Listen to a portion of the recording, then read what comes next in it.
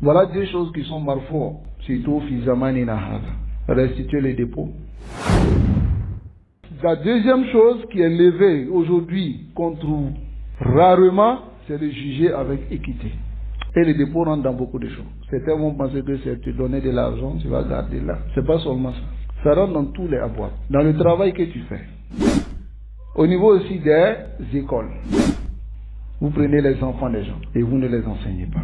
Ou bien soit, vous gâtez l'enfant des gens. Comme aujourd'hui, vous voyez les écoles. C'est les enseignants qui vont maintenant chercher les enfants des gens dans l'école, qui vont faire du n'importe quoi, alors qu'on leur a confié un dépôt qui est quoi? L'éducation.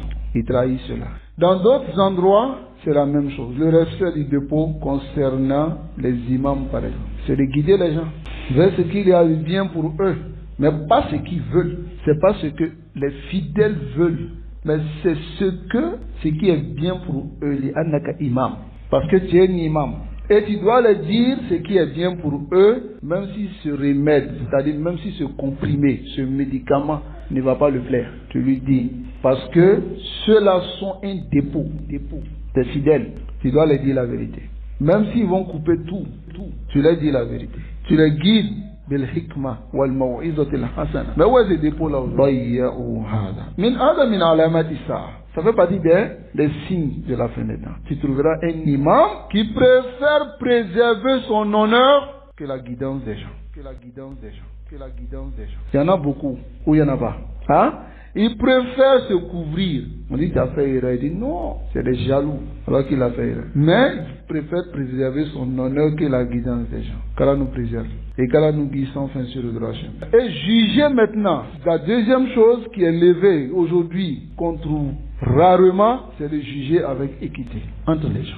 Aujourd'hui, les gens placent plus les awatifs, émotions et l'amour qu'ils ont pour les gens lorsqu'il y a un conflit entre deux groupes. N'est-ce pas? Et ils ne jugent pas avec l'équité. Vous comprenez? Qu'Allah subhanahu wa ta'ala nous préserve. Surtout lorsque des disputes arrivent concernant la aqidah et puis le manhaj, vous verrez que les gens suivent toujours leur passion. Ils ne jugent pas avec équité. Ils disent non, ceux-là, ils sont tombés sur celui-là, ils l'ont rendu innovateur. Alors que c'est lui d'abord, il les a rendus innovateurs. Fama alakum kayfa tahkumun. Comment vous jugez? Jugez avec équité. C'est lui qui les a rendus innovateurs, mais c'est eux qui l'ont rendu innovateur. Hein? Pendant qu'eux, ils n'ont pas encore rendu innovateur, lui, il a déjà dit même qu'ils ne sont pas salafis. Jugez avec équité. Où est l'équité? Hein? L'équité, c'est quoi ici? C'est de mettre chaque chose à sa place et de dire, voilà la réalité. N'est-ce pas? Qu'Allah nous préserve et qu'Allah nous guide sans fin sur le droit chemin.